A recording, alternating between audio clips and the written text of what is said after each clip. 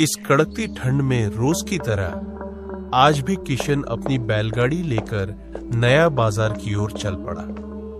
बैलों की गर्दन में बंधी घंटियों की धीमी धीमी आवाज और कच्चे रास्ते की उड़ती धूल उसके साथ साथ चल रही थी। बैलों को देखकर साफ लग रहा था कि वे आज काफी भूखे हैं। और किशन के पीछे एक लड़का भी है, मानो ठंड के कारण पूरी तरह सिकुड़ गया हो। किशन एक चाय की दुकान के सामने अपनी बैलगाड़ी को रोक देता है। यह दुकान जंगल के बीचों बीच सड़क के किनारे खड़ी थी। दुकान के सामने एक बोर्ड लगा था जिस पर लिखी बात सबका ध्यान खींच रही थी। नकद दोगे तो चैन से सोओगे, उधारी करोगे तो भूत देखोगे। अरे रहीम चाचा, अदरक वाली 2 चाय लगाना। ठीक है किशन, अभी देता हूं, जरा रुक जा। अरे किशन, तेरे साथ ये बच्चा कौन है? अरे ये मेरा बेटा गोलू है। कई दिनों से साइकिल लेने की जिद कर रहा था। मुझे ठीक से याद नहीं रहता, तो मैंने सोचा चल आज तू ही मेरे साथ नया बाजार चल। बैलगाड़ी का सारा माल बेचने के बाद तुझे साइकिल भी दिला दूंगा। किशन यह ले चाय, और गोलू तू यह ले। तुम दोनों जरा आग के पास बैठकर अच्छी तरह आग सेक लो। ठंड आज बहुत ज्यादा है, शरीर तक अकड़ जाता है। थोड़ा गर्माहट मिल जाएगी तो बैलगाड़ी भी आराम से चला पाओगे। गोलू जैसे ही एक घूंट चाय पीता है, उसकी नजर सामने टंगे उस बोर्ड पर चली जाती है। नकद दोगे तो चैन से सोओगे, उधारी करोगे तो भूत देखोगे। बोर्ड पढ़ते ही गोलू अचानक चाय पीना रोक देता है और कुछ पल तक उस लाइन को घूरता रह जाता है। अरे क्या सच में अगर हम इस चाय के पैसे नहीं देंगे तो हमें भूत दिखाई देगा? पापा तो साथ में हैं और वो तो पैसे दे ही देंगे, इसलिए मैं आराम से चाय पी लेता हूँ। गोलू यह सब मन ही मन सोचकर चाय पी लेता है।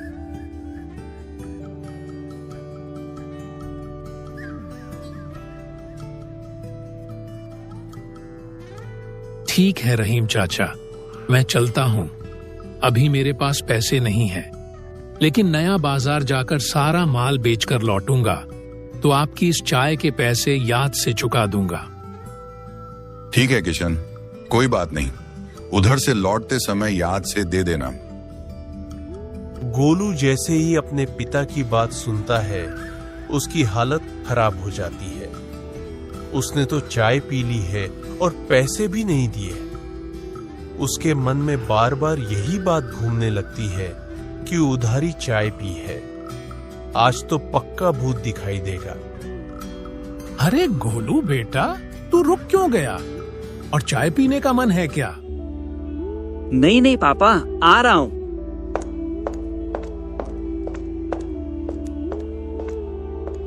तो दोनों बाप बेटे इस कड़कती ठंड में बैलगाड़ी पर बैठकर चल देते हैं।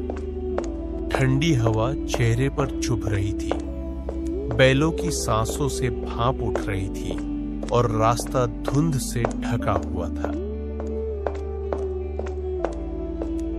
फिर भी दोनों धीरे धीरे आगे बढ़ जाते हैं, लेकिन गोलू अभी भी उसी उधारी चाय के बारे में सोच रहा था। उसके मन में बार बार यही बात घूम रही थी कि अगर उस बोर्ड पर लिखा हुआ झूठ है तो उसे लगाया ही क्यों गया, और अगर वह बात सच है तो इसका मतलब आज तो पक्का भूत मुझे पकड़ लेगा। हे ऊपर वाले, आज की रात हम सबकी रक्षा करना। क्या हुआ बेटा? इतनी रात को ऊपर वाले से क्या मांग रहे हो? ओ पापा, मुझे बहुत डर लग रहा है। डर किस बात का लग रहा है गोलू बेटा? हम तो रोज इसी रास्ते से जाते हैं, हमें तो कभी किसी भी तरह का डर नहीं लगा। कम से कम हमें भी तो बता, आखिर कौन सी बात है जिससे तुम्हें इतना डर लग रहा है? तुम्हारे मन में क्या चल रहा है बेटा? जरा खुलकर बताओ। वो पापा, हमें तो उसी बात से डर लग रहा है। हम दोनों ने उधारी पर चाय पी ली और उसके दुकान के बाहर के बोर्ड पर साफ लिखा था, नकद दोगे तो चैन से सोओगे, उधारी करोगे तो भूत देखोगे। आपने पैसे दिए ही नहीं और मुझे लगा था कि आप दे देंगे, इसलिए मैंने भी चाय पी ली। अच्छा बेटा, तो तुम उसी बात से डर रहे हो? नहीं, ऐसा कुछ नहीं होता। जब मैंने पहली बार वहां उधारी पर चाय पी थी, तब मैं भी उस बोर्ड को देखकर डर गया था। फिर जब मैंने रहीम चाचा से पूछा, तो उन्होंने हंसकर बताया कि जब से यह बोर्ड लगाया है, तब से कोई उधारी पर चाय पीता ही नहीं, बस इसी भूत के डर से। तो फिर आप उधारी चाय कैसे पी लिए पापा? अरे गोलू बेटा, रहीम चाचा हमें अच्छी तरह पहचानते हैं, क्योंकि मैं उनका रोज का ग्राहक हूं। और वैसे भी मैंने उधारी पर चाय नहीं पी है। नया बाजार से लौट कर आऊंगा तो उनकी चाय के पैसे दे दूंगा।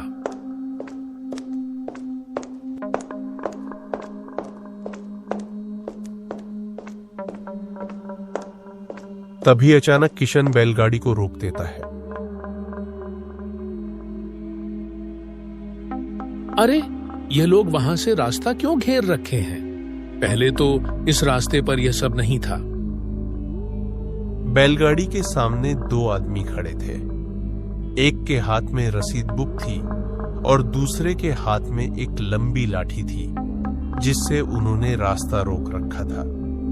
उनके बगल में एक सरकारी जैसा दिखने वाला बोर्ड भी लगा था, जिस पर लिखा था, जो टैक्स कर देगा उसे सुख की प्राप्ति होगी, जो टैक्स नहीं देगा उसे भूत का दर्शन होगा। तभी एक आदमी जिसके हाथ में रसीद बुक है, वह धीरे धीरे बैलगाड़ी की ओर बढ़ने लगता है। उसके हाथ में एक टॉर्च भी थी, जो रह रहकर जल बुझ रही थी। उसकी पीली रोशनी धुंध में अजीब सा साया बना रही थी। अरे भाई साहब, ये पैसे आखिर किस चीज के लिए लिए जा रहे हैं? आप लोग यहाँ रास्ता क्यों रोक कर खड़े हैं? भाई, यहाँ से गुजरने वाली हर गाड़ी को रास्ता टैक्स देना होगा। इसी पैसे से आगे की सड़क की मरम्मत होगी। तुम अपनी गाड़ी के भार के हिसाब से जो भी बनता है जमा कर दो। साहब, अभी मेरे पास पैसे नहीं है। मैं नया बाजार जा रहा हूँ। सारा माल बेचकर जब उधर से लौटूंगा, तब आपको यह टैक्स भी दे दूंगा। कोई बात नहीं भाई, तुम्हारी मर्जी। अरे रमेश, रास्ता खोल दो।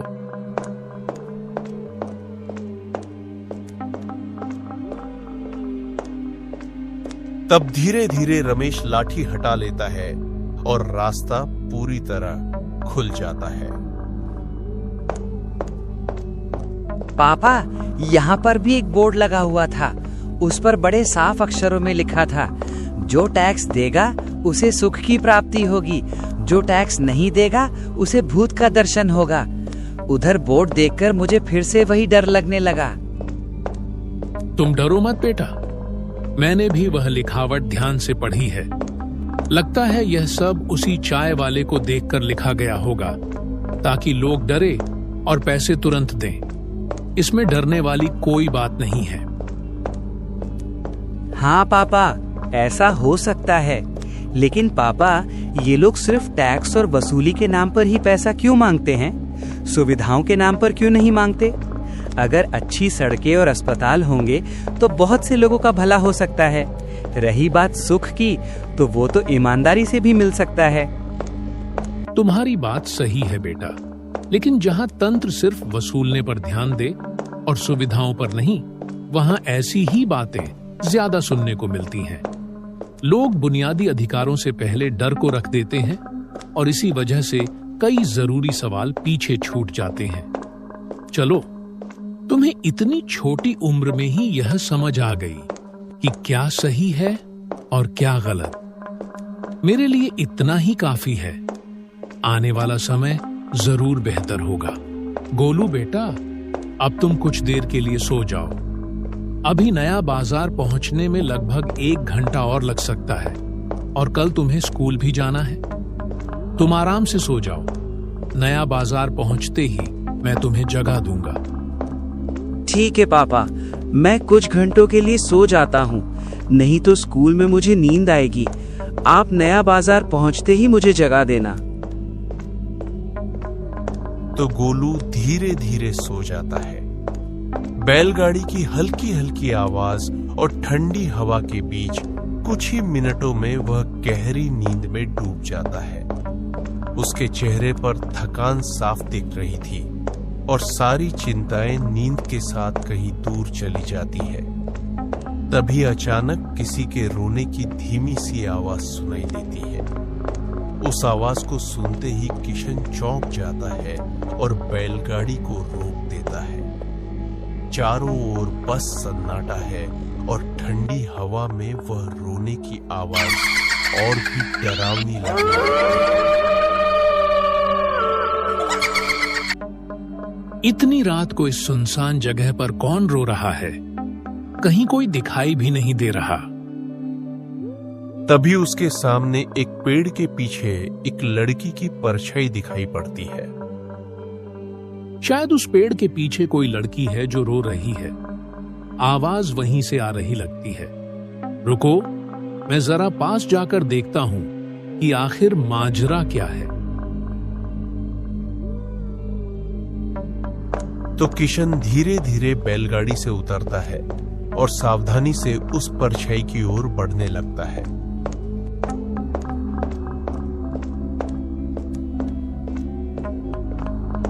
चारों ओर सन्नाटा था और ठंडी हवा के बीच उसके कदमों की आहट साफ सुनाई दे रही थी। उसे देखते ही किशन की आंखें फटी की फटी रह जाती हैं। उसका शरीर जैसे सुन्न पड़ जाता है, सांसें थम सी जाती है। सामने जो दृश्य है उसे देखकर ऐसा लगता है मानो वह अपनी आंखों के सामने मौत को खड़ा देख रहा हो। उसकी परछाई धीरे धीरे बड़ी होने लगती है, मानो अंधेरे के साथ साथ फैलती चली जा रही हो, और देखते ही देखते वह पल भर में किशन को उठाकर निगल जाती है। इधर बैलगाड़ी पर सो रहे गोलू की नींद अचानक टूट जाती है। वह अपने पापा को पास ना पाकर घबराकर इधर उधर देखने लगता है। पापा, पापा आप कहाँ हो? अगल बगल देखने के बाद भी उसे अपने पापा दिखाई नहीं पड़ते, इसलिए वह बैलगाड़ी से नीचे उतरकर उसके पीछे की ओर जाने लगता है। अरे पापा, गाड़ी के पीछे भी नहीं है। मुझे तो लगा था कि शायद पापा बैलगाड़ी की रस्सी बांध रहे होंगे। मैंने ध्यान से इधर उधर देखा, लेकिन यहाँ तो कोई भी नहीं है। पापा, पापा आप कहाँ हो? पापा, पापा, पापा आप कहाँ हो? पापा। गोलू काफी देर तक चारों ओर तलाश करता रहा, लेकिन उसे कहीं भी अपने पिताजी नहीं मिले। तभी अचानक उसके पीछे एक लड़की आ जाती है। तुम किसे ढूंढ रहे हो? तुम कौन हो और ये आवाज कैसी थी? इतनी सन्नाटे भरी रात में जानवरों के अलावा और किसकी आवाज हो सकती है? मैं पिंकी हूँ, मेरा घर यहीं पास में है। तुम्हारे पापा उस सामने वाले पेड़ के पीछे छुपे हैं, जाओ मिल लो। गोलू अपने पापा को ढूंढने के लिए उस पेड़ की ओर बढ़ने लगता है। इधर अचानक वह लड़की गायब हो जाती है।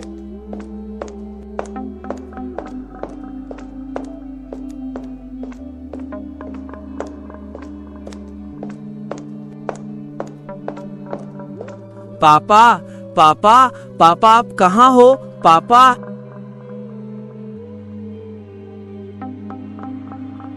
फिर वही लड़की उसके पीछे अचानक आ जाती है।